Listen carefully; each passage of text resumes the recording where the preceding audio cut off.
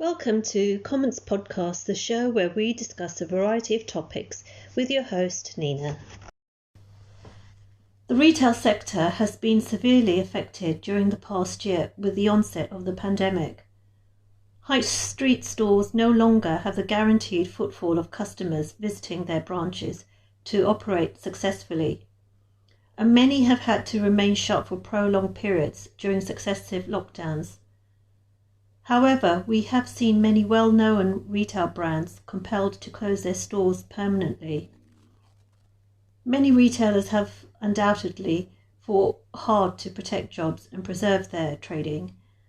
Unfortunately, they have been beset with monumental challenges during current trading conditions, which have been immensely difficult. One recent casualty has been the Arcadia Group, which collapsed into administration back in November. Unfortunately, the group's stores in the UK and overseas, along with 13,000 jobs, were unable to be protected any longer. Many employees working within the retail sector have been facing huge uncertainty over their positions during the past few years, as more consumers switch to online shopping. The company comprises well-known established retail brands such as Topshop, Topman, Miss Selfridge, Dorothy Perkins, amongst others.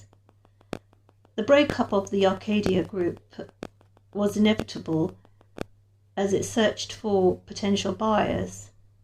Fortunately, the well-known brands would always be a huge selling point as they have built a loyal customer base. It has been announced recently that ASOS, the successful online retailer, has bought Topshop, Topman, Miss Selfridge and HIT. But apparently they are not acquiring the bricks and mortar stores. Ultimately, the ASOS brand focuses on online retailing and will relaunch these brands online, having acquired their intellectual property and inventory too. It is understandable that retaining retail stores is not appealing currently due to difficult trading conditions on the high street and also the high costs incurred from business rates and leaseholds. Although apparently some employees from the design and buying departments will be retained, a majority of the retail store staff who are currently on furlough in the UK are now facing imminent redundancy. Another casualty has been the popular department store found in major cities throughout the UK, Debenhams. It too has found itself falling into administration. It managed to survive, being on the brink of collapse on quite a few occasions during the past few years. However, it has finally succumbed to the difficulties of retail trading during the lockdowns and become one of the latest to encounter permanent closure. However, it is an established brand, and again, there were many interested parties bidding to purchase the well-known department store. It has since been acquired by online retailer Boohoo, who purchased both the website and brand. Once again, they do not intend to retain the 118 department stores, and these will close permanently in due course. It's no surprise, as Boohoo is a really successful online retailer and it will retain its focus on e-commerce rather than expand its operations into bricks and mortar retailing. Unfortunately, that does mean not only the closure of Debenhams stores permanently, but the loss of thousands of jobs which have not been able to be safeguarded.